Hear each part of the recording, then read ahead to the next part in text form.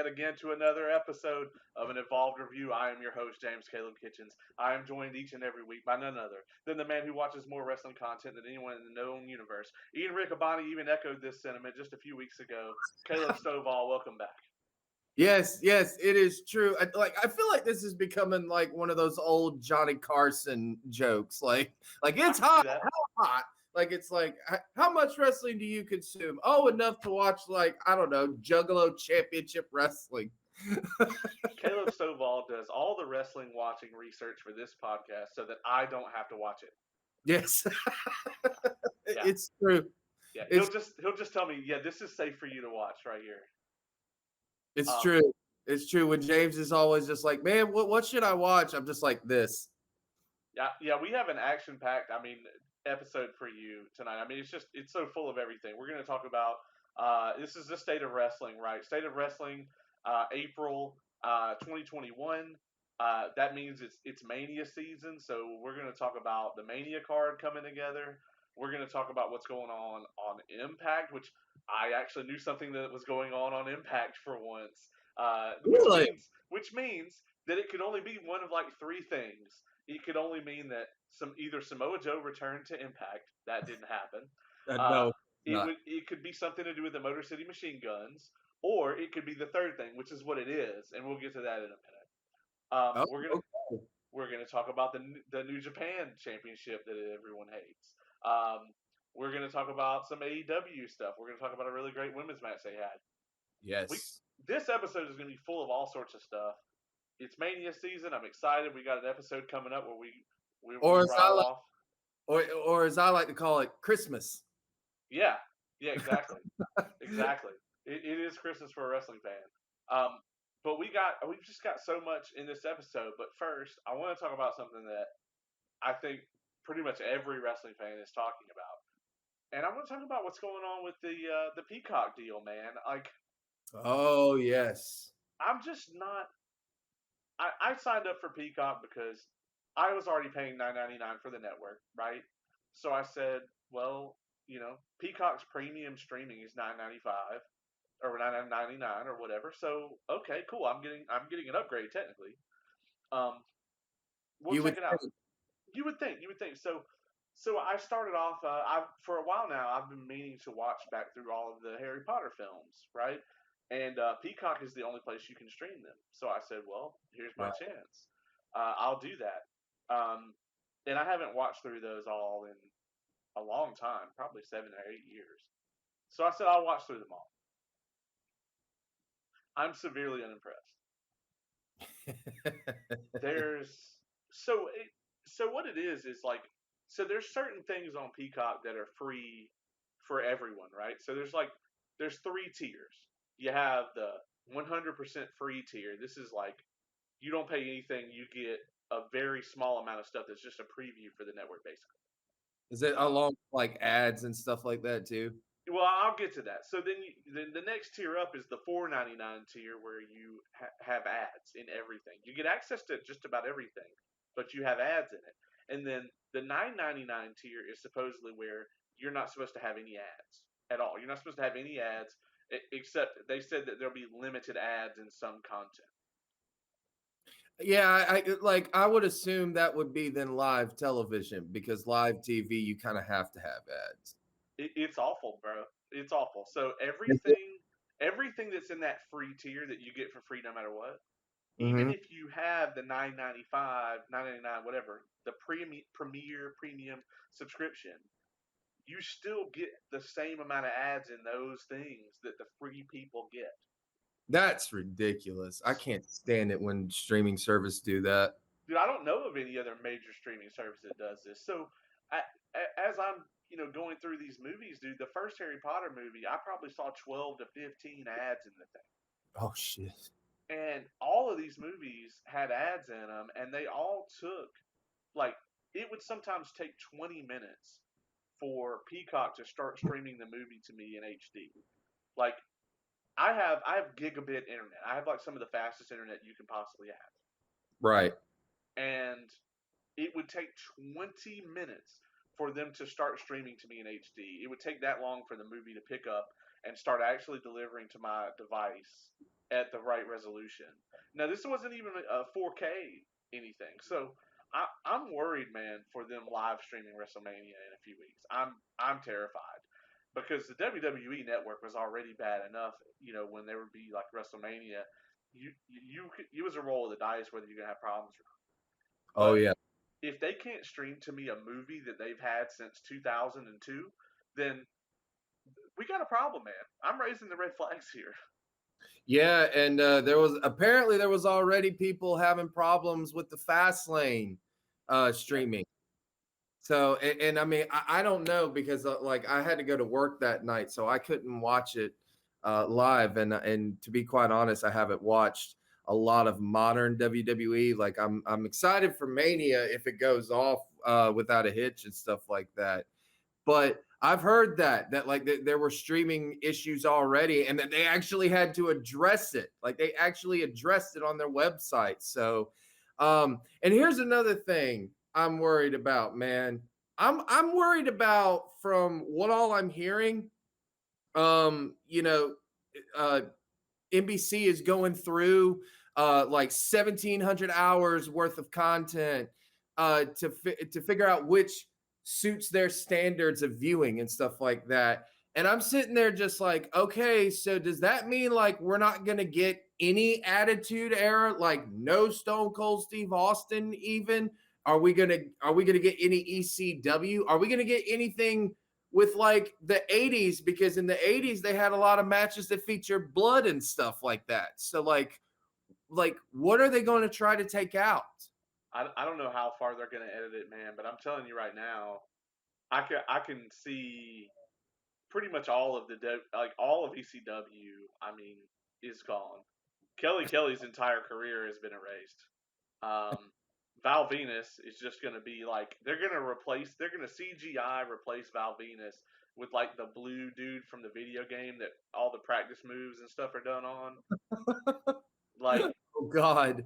I'm telling you, man, like a lot of Vince McMahon segments are going to get cut. All of the DX stuff, both the original and the reunion with Shawn Michaels and Triple H, that stuff's all going to be gone. A lot Yeah. of the Rock's promos. I mean, half of Trish Stratus's career. And you know Uh, what's funny about that you mentioned The Rock, because I thought of that one. He already yeah, has a TV show on their network. right. I mean, what about Edge and Lita? You know, that whole angle. That's gone. Uh, Which is, it's so hypocritical if they do all that, because okay, so you're going to tell me that you can't put that content that was done, in the late 90s and stuff like that, but you can, show like three different versions of Law and Order. Right. My thing is this. I I think that Disney does this the best with their network because if there's something in there that's questionable, when you go to watch it, they flash up a thing and they say, "Hey, this is from the whatever year, and it may contain things that don't support our values, or it may contain things that are inappropriate, whatever." And so then it's up to your discretion whether you want to watch it or not. And I agree. that's really what I would hope that all the networks would do. That's what I would like for NBC to do.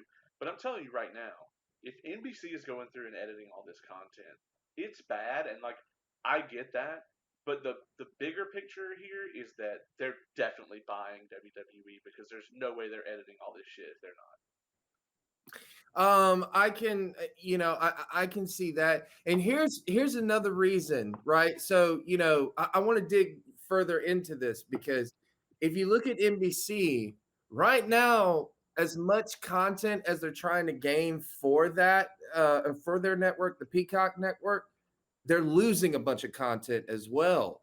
They Yeah, just lost their one of their biggest sports on there, which was hockey. NHL hockey is going back to ESPN.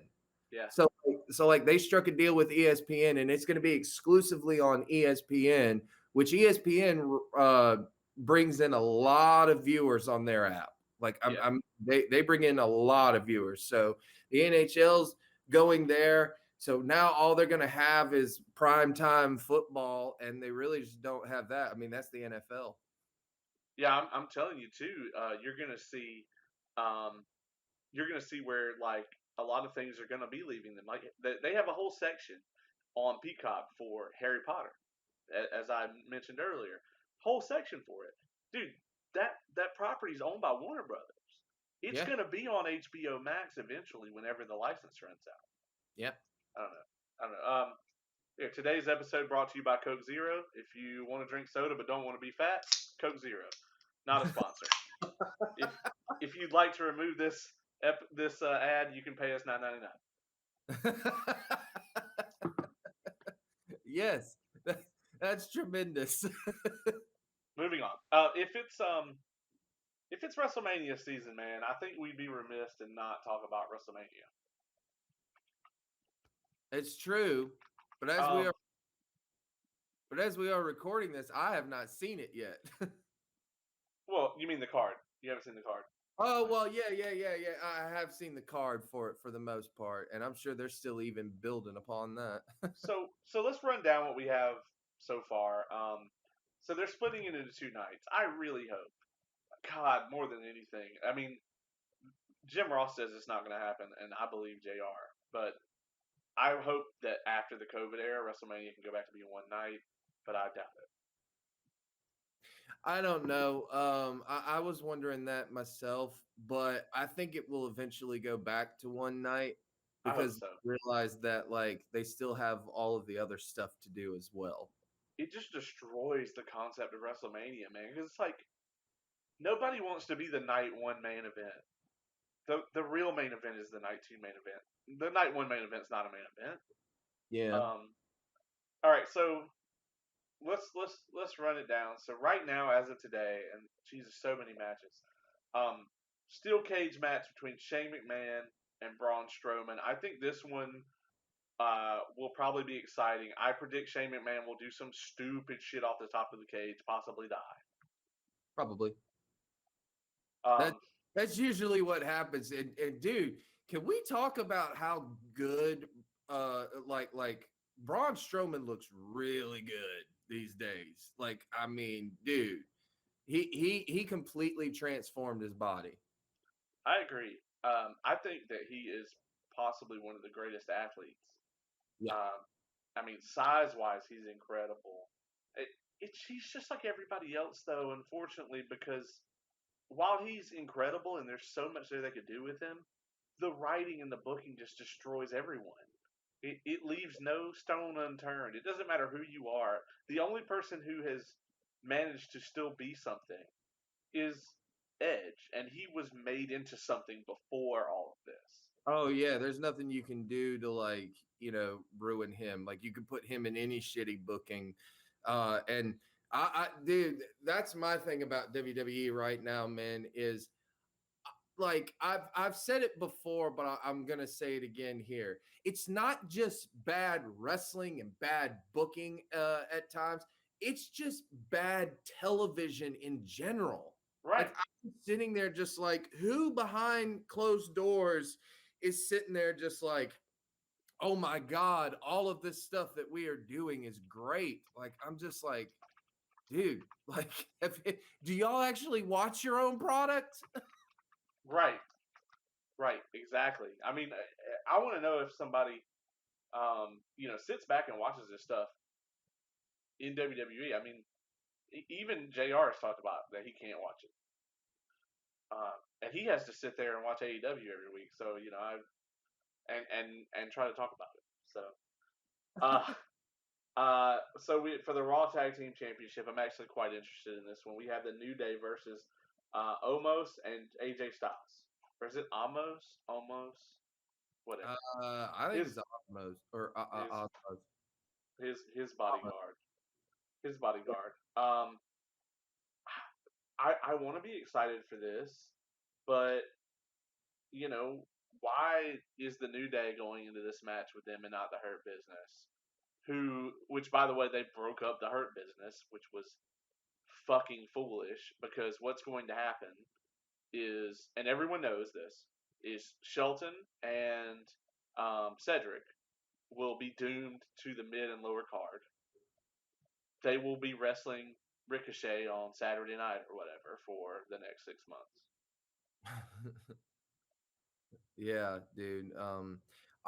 That's my thing. I just don't understand why they have all this talent, and you have 3 hours on Monday night, and you have Friday night on, you have Friday nights for SmackDown, and that's 2 hours. And you have 2 hours on Wednesday. Then you have a whole network, and you're gonna sit there, and you're just like, oh no, we can't find anything for Ricochet, Nakamura, and all these other guys. I'm just like, really? And Ricochet is amazing. He's over, and they they wasted him. Um, Yeah. Cesaro versus Seth Rollins. It'll be For entertaining. that. Yeah, it'll be good. These are two great athletes, two guys who can really work. I don't think they'll be given very much, but what they do get will be fantastic. Yeah. Um, we have and I also want to mention that some people have been calling this like a Ring of Honor card because of how many like former ROH guys are on it. Um, a match that doesn't contain any former ROH guys: Bad Bunny versus The Miz. Ugh. Uh, all right, well, you know what? I think that actually says everything we need to say about that one. Here's the match here's the match I'm most looking forward to. If there's any match on this whole card that you said, all right, look, if you can't miss any WrestleMania match, if just one, which one is it? And it's this one. It's Sasha and Bianca Belair for the SmackDown Women's Championship. I think that is going to steal the show. It's the match I'm most looking forward to. Nice, nice. I could see that. I can definitely see that, especially since Bianca's out to prove a lot and stuff like that, and she's got to hang with Sasha Banks. So If this is the semi-main, I think the main event is going to have some serious work to do. I hope it's not though. I mean, I hope it is. I hope it's not. probably be the opener. Yeah, that's exactly what I was thinking. I was like, these motherfuckers will make it the opening match. They'll make the steel cage match the semi-main probably, but um, I'm hoping that the opening match will either be the tag title match or they'll open up with Cesaro and Rollins because I think Cesaro and Rollins is a great opener. Um, they can outwork just about anybody that I named here. Yeah, but what, dude? Seth Rollins looks more and more like an idiot every time I see him. He does. You're right. I don't You're right. understand this whole Messiah, or now I guess now he's a visionary. I don't understand that stuff. So like, why can't he just be a chicken shit heel? Yeah. I and it's all the same gimmick too. Like it's always the same gimmick. He just takes the exact same gimmick and make it's a little different, but it's the same gimmick, and then they act like it's some brand new thing. Just let him be fucking Seth Rollins. Jesus Christ. I know. Anyway, the main event for night one is Bobby Lashley versus Drew McIntyre for the WWE Championship. At Yeah. this at, at this point, I don't even think that should be the main event. I think that the Women's Championship should be because I if they hadn't broken up the Hurt Business this close to it, it's like if they break up the Hurt Business, shouldn't the match be Lashley and Cedric or Shelton or something like that? I mean, are they going to interfere in the match, like, or are they just going to blow the whole angle off? And you know, I don't know, but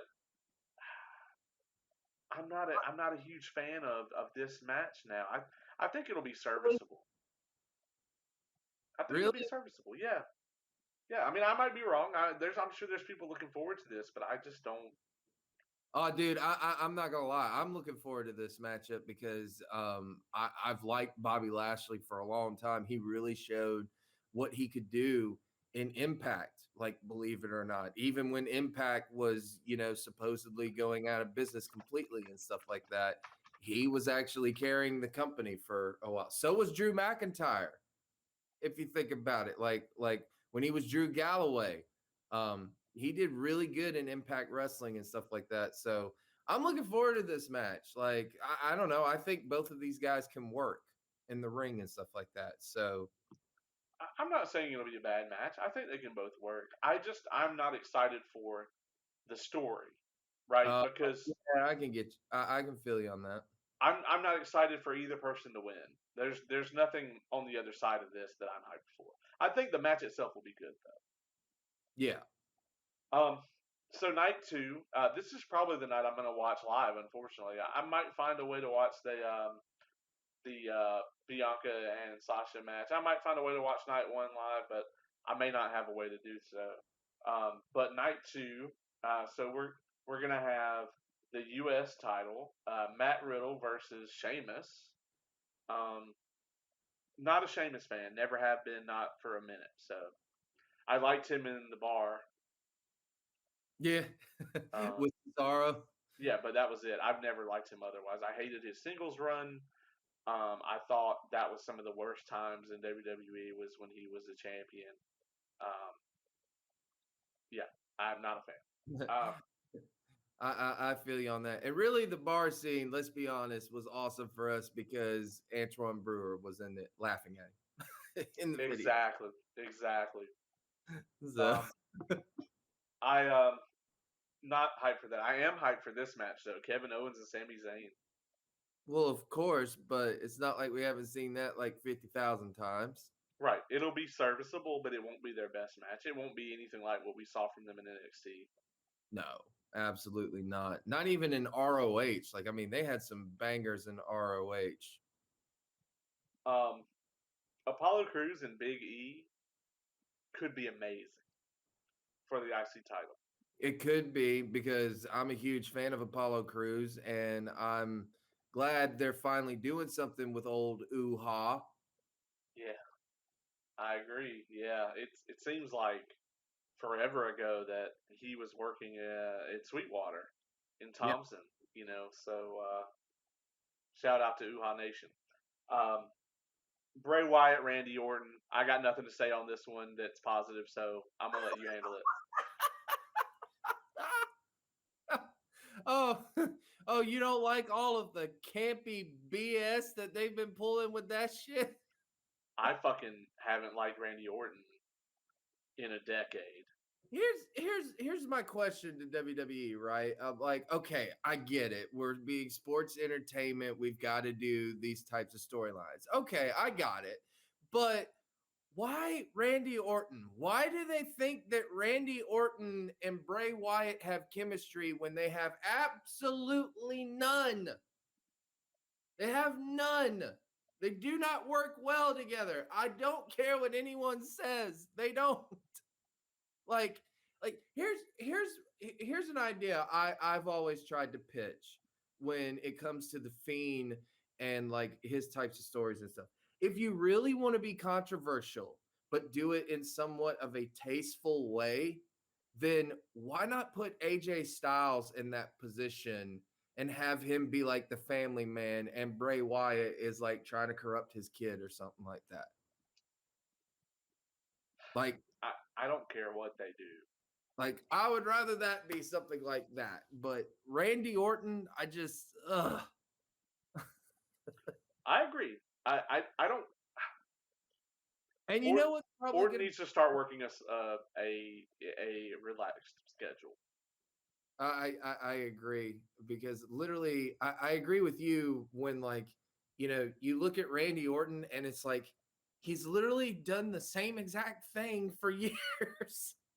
Yeah, I Like mean same character. he's reliable, I guess. It's just the same thing. It's just I'm so tired of all of it. It's just filler. It's all filler. It doesn't mean anything. There's no character growth or anything. There's no anything. Anyway.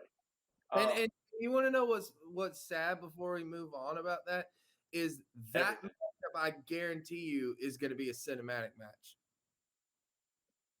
So meaning the people who are going to see WrestleMania live are going to be paying to just watch a giant video screen. Well, to be fair, they'll be paying to watch like 70 giant video screens. It's true. Uh It's true. Now this one could also be a show stealer. It's crazy that the women's matches are this good. Um, Asuka versus Rhea Ripley. Yeah. So let me tell you what's amazing about these matches. Number Uh-huh. one, both women's matches are absolute blockbusters. Number two, Charlotte Flair is not in either of them. This makes me incredibly happy. speaking of happy, I have on this brand new Rob Killjoy shirt. You can hit him up on social media if you would like to order one. If you'd like to remove this ad from the podcast, you can pay us $9.99. Very nice. Very nice. This is going to be a thing. I'm going to just start grabbing random shit from my desk and creating ads for it later. Um, and then the actual WrestleMania main event, we have the Universal Championship. Roman Reigns versus Edge versus Daniel Bryan. Roman Reigns. Reigns. Yeah. Little Yeah. flashback to SWN. I I was hyped for this when it was Reigns and Edge, even though me being hyped for a Reigns match is like I like heel Reigns. I like him without the vest. He's not great, but he's so much more entertaining. I don't constantly hate him. I don't know about adding Daniel Bryan to this. Did they put Daniel Bryan in this just so we could get like a Edge and Daniel Bryan match because we never thought we would get either of them back? Uh, it throws a wrench in it. I don't see Bryan winning. I don't either. And my thing is it's like, if you were going to do that, why didn't you just do Bryan versus Edge? Like, Yeah. why didn't you just do that? Well, Like, I am so sick of triple threat matches at WrestleMania.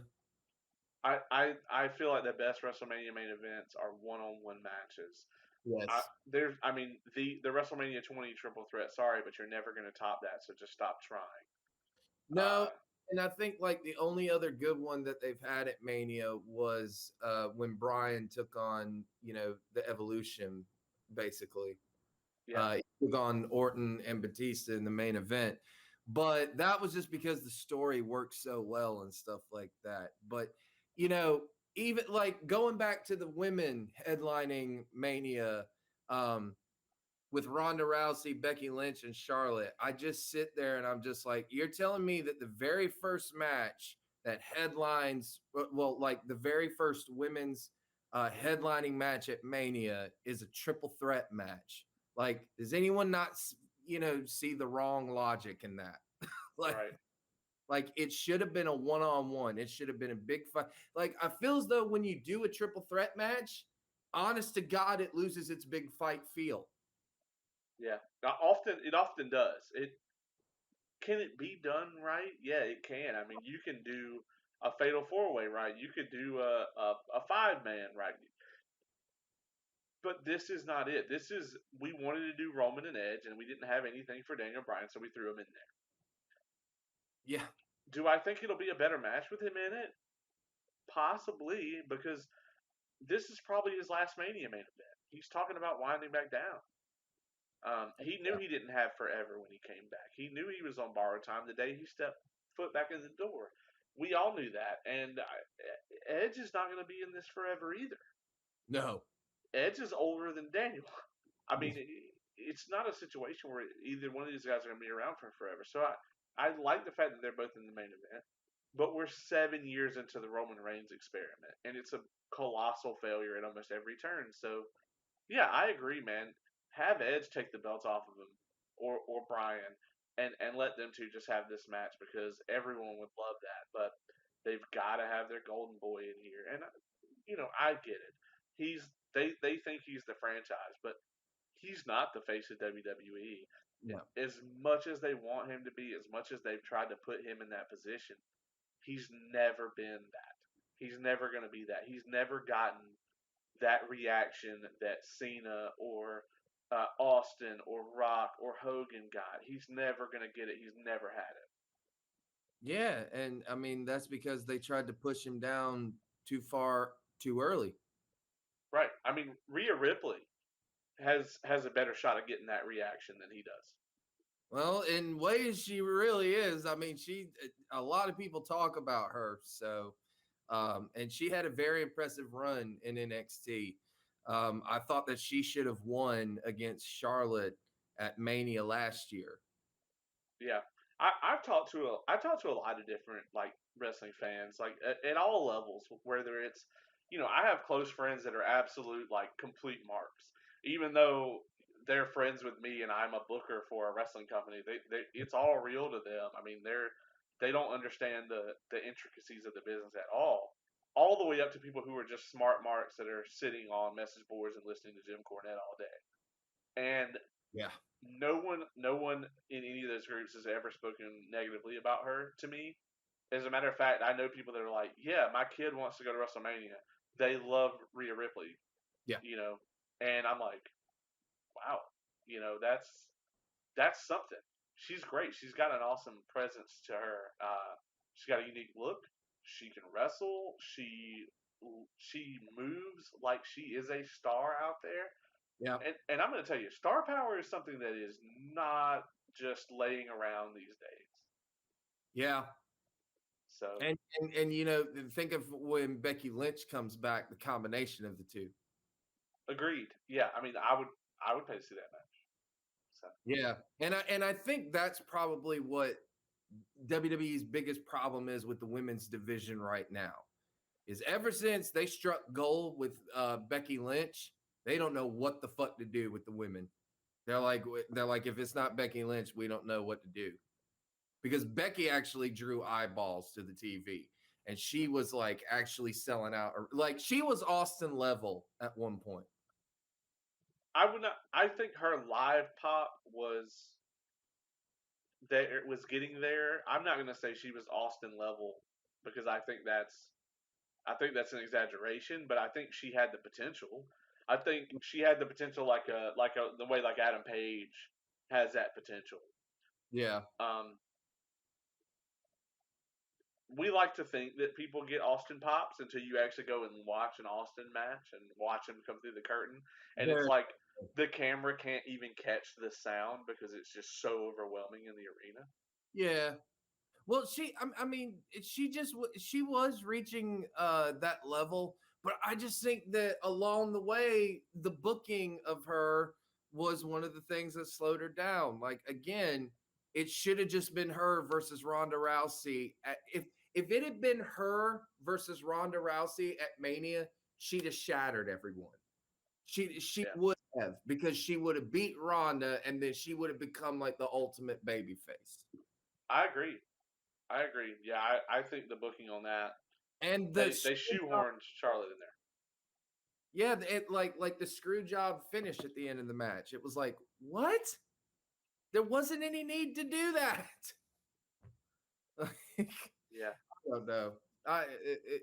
But I'm looking forward to seeing what Rhea Ripley can do, and I'm really looking forward to seeing her and Asuka, because I just got a feeling those two are just going to beat the shit out of each other. agreed. I think it's going to be great. I think it's going to be great. Yeah, Um, we now interrupt this broadcast to bring to you a different podcast, Superhero Homies. You should check them out for all of your podcasting needs. I've been on like the last 6 episodes. We covered the Snyder Cut of the Justice League. We also covered the first episode of Falcon and Winter Soldier, the WandaVision finale, and we also did a rant episode where we ranted about random topics. You should definitely check them out over at patreon.com/superhero homies, or you can check them out on Facebook, iTunes, and basically anywhere that Veggie Tales is not sold. And if you'd like to remove this ad, you can do so for $9.99. That being said, let's head over and talk. Let's talk. Speaking of women's division, let's talk about somebody that's got an amazing women's division, and I don't think they have much else going for them. Let's talk about Impact a little bit. Something we don't do on the program ever. yeah, Um, yeah, man. So the big news coming out of Impact is none other than Chris Harris returned to make the save with James Storm. They have a really cool photo of the two of them. I'll throw it up. And Chris Harris hasn't been there since 2011, man. So 10 yeah. years in the making, 15 years since AMW has been a team. Yeah, and they have one of my top 5 matches. That last man standing. Well, actually, it's a Texas death match Yeah. in Impact with the two of them. Dude, I'm sorry, but I just think that match is amazing. What the hell is Bobby Roode up to? He's in WWE. Doing what? Good question. Yeah, man. He needs to pop up now. The three of them can make a faction. Yeah, I mean, they could, but right now he's under contract. I know. I know. They could be beer, money, and Texas.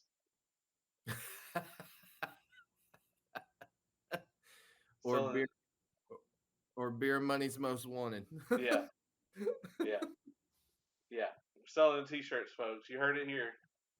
Um, And yeah, dude, man. they're America's Most Wanted. Like they had some of the best tag matches that you'll see. Like they had matches that rank along like Midnight Express and Rock and Roll Express. Yeah, Like like that's how good they were as like a tag team. Like they were amazing. They had some incredible matches with the New Church in the old TNA. Their matches with Triple X, like with Daniels and Elix Skipper. I mean, dude, that's just a work of art. Like especially that six-sided cage match, and they also had a badass regular steel cage match. Like that match was amazing. And then probably one of their best, like their last good one was AJ Styles and Chris Daniels. yeah, yeah. Like, dude, Um, just some great stuff. yeah. And so and what also made that awesome is that was James Storm's 1,000th match. Yeah, I saw that. I was Amazing, like, holy shit. amazing. What's crazy is we got to see a few of those live. Um, Yeah. so really impressive to be In on fact, that list. I'm pretty sure every time Impact Wrestling came here, he was there. He Well, was in the that's main event of one of them. I know that. And then I know he was at the Civic Center when they yep, had the six-sided ring, and it was him and Robert Roode yeah. against Booker T and Scott Steiner. I love that moment. I was just like, oh my God, I'm a kid again at WCW. Like, I remember meeting them there, but let's not forget my probably my favorite James Storm appearance was him and Anthony Henry of course. at VPW, of course. Henry, who is now in NXT Yeah, officially. I know So he posted it on his Facebook, so that makes it official. that's right. That's right. And I want to say before we move on though, I think Impact, I think their women's division, I think they have the best women's division right now. Not just from the talent in it, but how they're using them. No one's watching it, but they're doing a great job over there. yeah, and it's about the only thing they do because anything else, apparently, they want to have murder mysteries. Like Yeah, I thought the stuff with the Fiend was campy.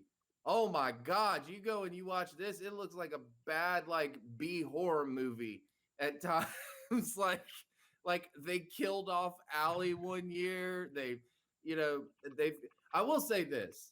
I agree with you with their women's division, but they have completely destroyed my girl, Rosemary. agreed. Dude, she was the face of the women's division at one point in Impact Wrestling, and she was huge. And then they just like she gets injured, and then when she comes back, there's like, oh, we don't know what to do with you and stuff like that. I'm like, oh my God. And they also lost a lot with the Tessa Blanchard thing. But I'll say this Agreed. about Impact Wrestling as well, dude. I think the Impact Plus app is better than the WWE Network. I agree. I mean, now Yeah, like I it's mean, it's cheaper, it's better, it's got everything. yes. And dude, I encourage people, if you want to binge watch something in wrestling, go and binge watch the old TNA Asylum days. Because I Yeah. mean, even though Vince Russo's on it and stuff like that, dude, it's some of the best stuff I've ever seen. I'm like, dude, this is really good. I don't care who's booking it. Like, they deserve the credit for it because it was really good. And then like when they first moved to Orlando, those days are great. Like those Yes. that's the best TNA and stuff like that up until 2008, pretty much. Yeah, I mean, D'Lo was doing cool stuff there. Um, even what Kid Cash was was doing cool stuff there. There was a lot, man. Jerry Lynn, you Oh know. yeah, dude. Like there was just a lot of good, and then AJ Styles was just developing, which I guess made him even better at the time. Yeah. Um, Before we move on to just that one AEW bright spot that we wanted to talk about, I want to point out that the NWA title changed hands. So Chris Adonis defeated Trevor Murdoch to win the NWA championship, which is interesting. I'm glad that they're back. I just don't know. I don't know what they're trying to do now. It seems like they lost all the momentum they had. Are you talking about he just won the television champion or the United States champion? Because Nick Aldis is the I'm sorry, the national NWA national title. yes. Not the he didn't beat Nick Aldis. Yeah. Okay. Because National championship. I was like, wait a minute, Trevor Murdoch doesn't have the championship. I always think about the national championship because James Storm brought it to viral with them. So Oh yeah. I love that title. I actually really like it. Well, they lost one of their biggest stars, which was Eli Drake, Yeah. because now he's in NXT. And when he showed up in NXT as L.A. Knight, popcorn fart, like like when he showed up in NXT, I was just like, oh, are you kidding me? Like, because I knew what that meant for the NWA. I'm like, dude, it's gonna be hard. Their only saving grace right now, in my opinion, is Thunder Rosa. And who knows what her contract is looking like, because the thing we want to talk about now is her and Britt Baker. I have to wonder if AEW isn't pushing Thunder Rosa to the moon because she's still under contract. I'm sorry, AEW, if AEW is not pushing her to the moon because she's still under contract with the NWA. That's the only thing I can feasibly think of. Her and Britt Baker is money. It's better than anything they've done since they became AEW. Their women's division has been an absolute shit rag the entire time. Well, it's because Also, they focus too much on the Japanese women's yeah, wrestlers. Awesome Kong showed up, and I about fucking came out of my chair, lost my mind, and then that just didn't go anywhere. Yeah, because they tried to do that stupid nightmare faction, which was a bleh. Like that was a bust the minute they tried it. Right, yeah. I mean, this match was amazing. Britt Baker and Thunder Rosa absolutely tore it down. This is what I'm talking about and I've said this a million times. With WWE, scale of 1 to 10, it's all so controlled, right? You're always gonna get like a 5 or a 4 or a 6, maybe a 7. But AEW can be anywhere in that range. They can be Barbed Wire Deathmatch 0. They can be Thunder Rosa and Britt Baker 9. They can be anywhere on that scale because it's not as controlled, and people do have the freedom to go out there and do things and try things. And there's apparently not an adult in the room that can go, well, maybe this exploding ring thing is going to look dumb. So way more stuff is going to get through. And yeah, I'm not over the exploding ring thing. I probably never will be. So hell, I'm not over the tooth and nail match. Uh, but this match was amazing. This was like something that you could see on NXT, but you could never see this on Raw or SmackDown. Right. It would never happen. So many people across the industry praised this. Britt Baker said she was called by Drew McIntyre, by Mick Foley. Candice LeRae trained her. She commented on it. Bailey commented on the match. I mean, this was one of those things where, like, it doesn't matter where you work for, if you work for Ring of Honor, if you work for WWE, if you work for TNA, all eyes were on this match. It was something special and something that is pretty much universally praised. I haven't heard Jim Cornette review it yet, but I mean, if he can hate this, then he can fuck off because He that match will, was amazing. he will, for one, it's AEW, and he just hates anything AEW almost, unless it has the NWA's name on it. If it has the NWA's name on it, then like he somewhat likes it. And he does like Thunder Rosa, but he always like I think he's very sexist with his comments a lot of the times when it comes to women's matches, dude. Like I just do not agree with the way that he views women's wrestling. And he hates Britt Baker. So Yeah, which is crying shame because I think she's one of the best heels in the business right now. when it comes to women's wrestling, man, like there's a lot of times I agree with Cornette in like overall like wrestling psychology points, you know. But when it Yeah, comes to women's wrestling, I disagree with him almost all the time because he's looking. I mean, he even uses the term "girls," you know, yeah, when he talks about like a women's wrestling match, and I'm like, man, that's not what this is. This is not 1980 anymore, you know. exactly. Um, these are female adult athletes that are competing for something, and it's just so different than the way he frames it. And yeah, I agree with you. I don't like the way he talks about it at all, and I think he's Yeah, completely missed the boat on this. When he's talking about people getting up from like 9 super kicks and shit, I agree with him because that's dumb and it takes everything out of everything. I saw a quote from Edge today where he said, you know, taking a German suplex hurts. So why would I take one and then jump up and act like it doesn't and deny the crowd, you know, just make, destroy uh their illusion of the right. entire thing. Right. No, no, I agree with that completely. Which, if you go and you look at this match, the women did not do that. Hell Like, no. dude, Thunder Rosa is amazing, and I don't think some people give Britt Baker enough credit, like because she's really good as well.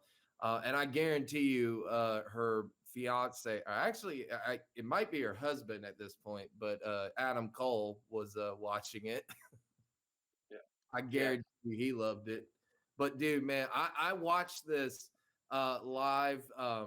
It had actually been a while since I had watched Dynamite live. So like I watched it on St. Patrick's Day and was just like, I was like, oh my God, this is amazing. It's definitely the best Thunder Rosa match. Uh, other than her match against Allison Kay at the last NWA pay-per-view. I was very impressed with her. Speaking of Adam Cole, this podcast is brought to you by Adam Cole, baby. Not a sponsor. You just pulled that one out of your I ass. did pull that one out of my ass, and if you'd like to remove that ad, you can pay us $9.99. Are we gonna put like a thing on the beginning of this, like Disney does, saying the views in this we don't actually have a way for you to pay $9.99. Yeah, yeah. Just a heads up, folks. If you've been listening or watching this, we don't actually want any of your money. All right, that's not true. We're not asking for any of your money.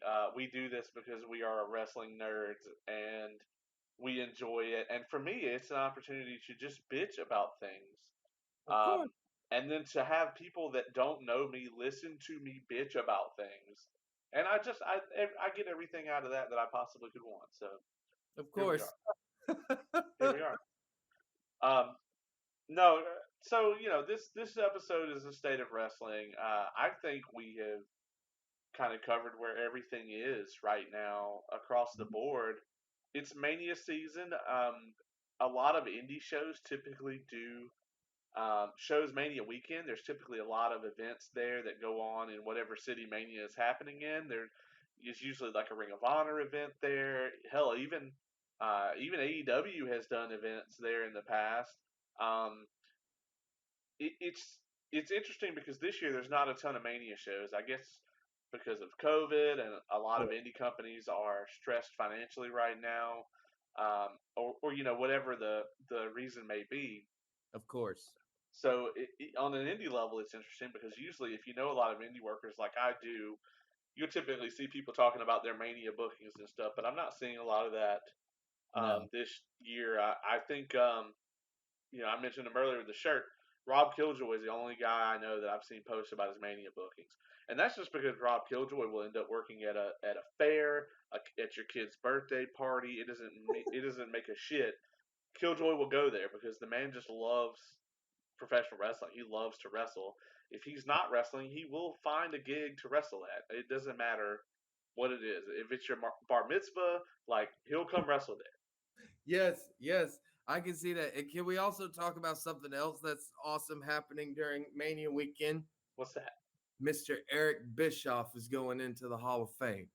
Yeah, man, the Hall of Fame ceremony is like my favorite part of Mania now, and I guess that makes me officially old.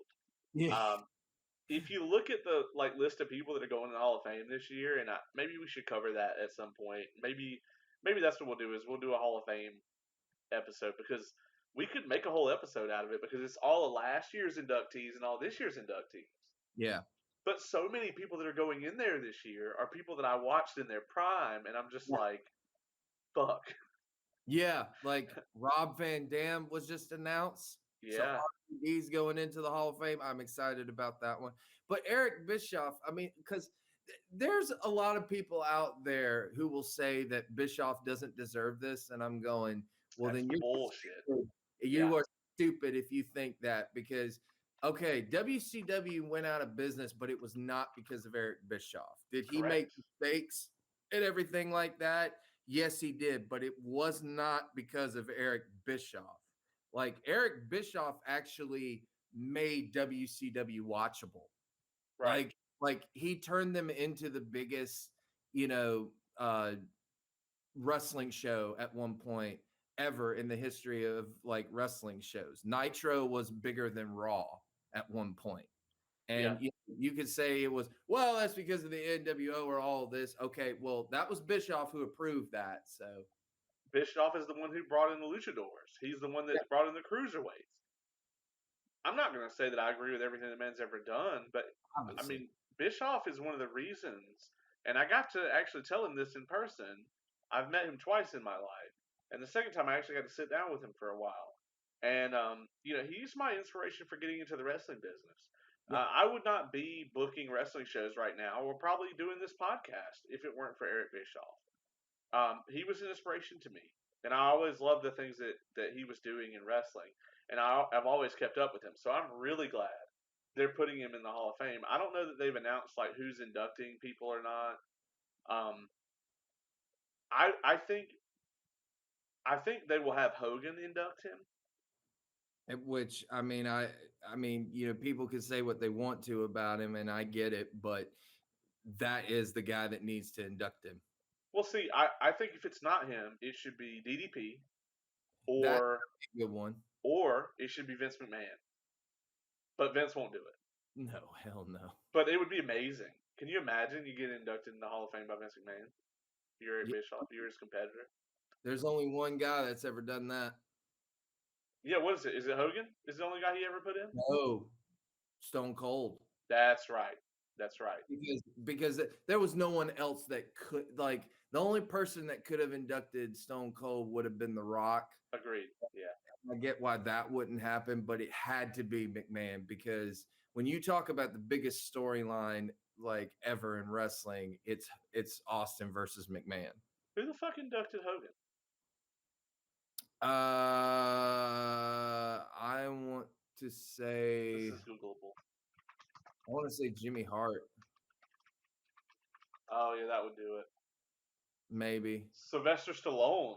Oh, Sylvester Stallone. Okay, I was wrong. Yeah. Yeah, that's why we couldn't think of it because it was somebody way off the fucking rails. But yeah, Yeah, I mean, there's people going in the Hall of Fame this year that I've seen their entire careers, like the Bella Twins or the Great Khali or Kane or Molly Holly or yeah.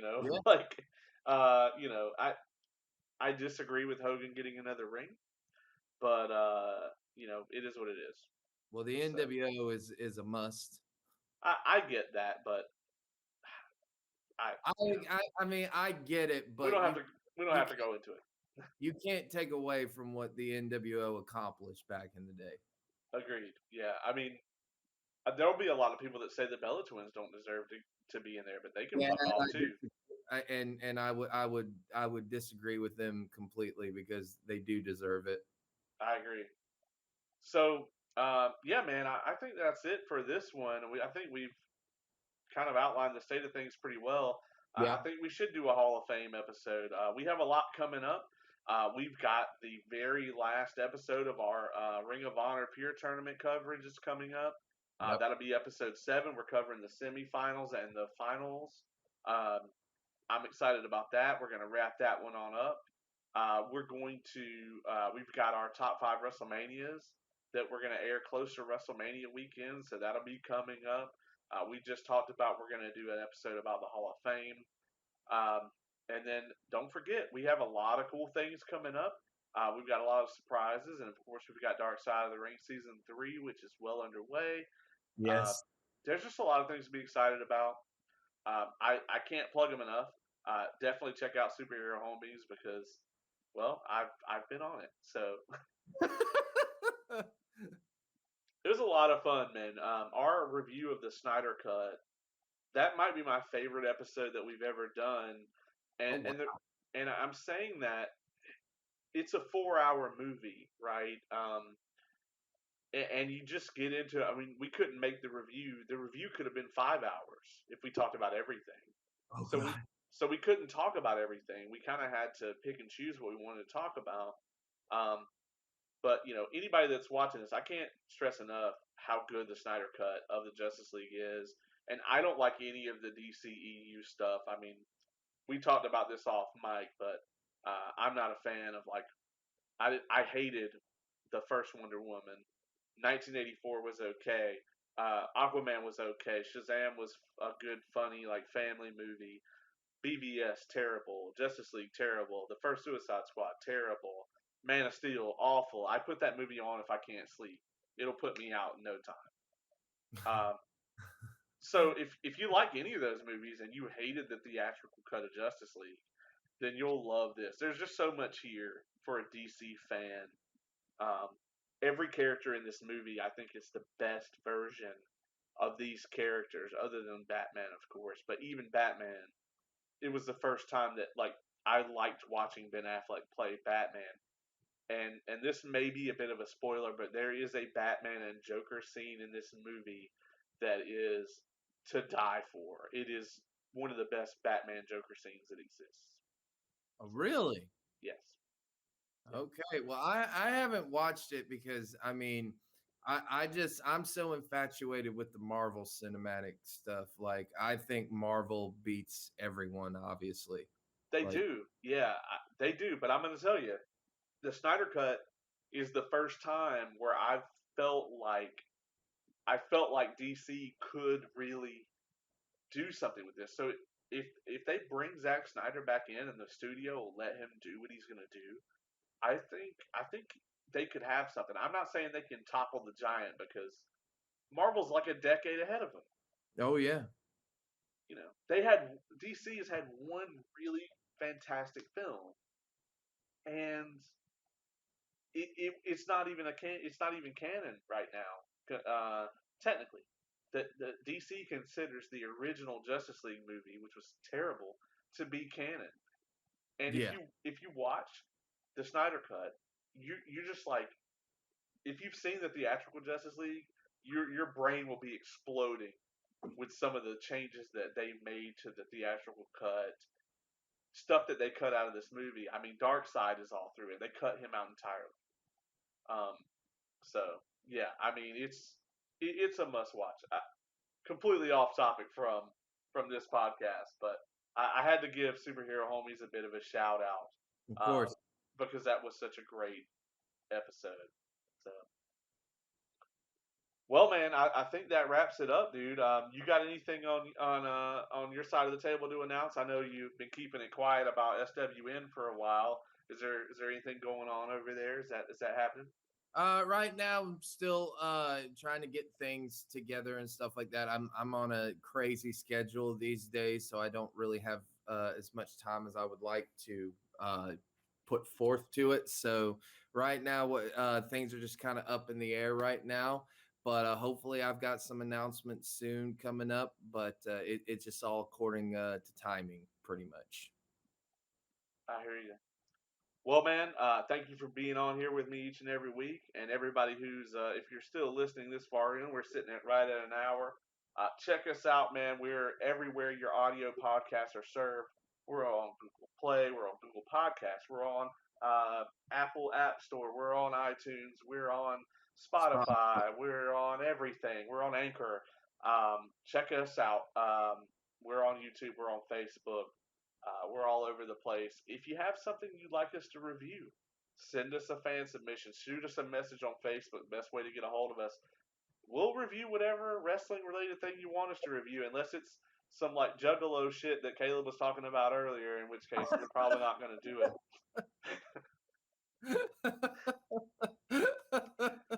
And with that, we're gonna go out on that note. This has been an Involved Review.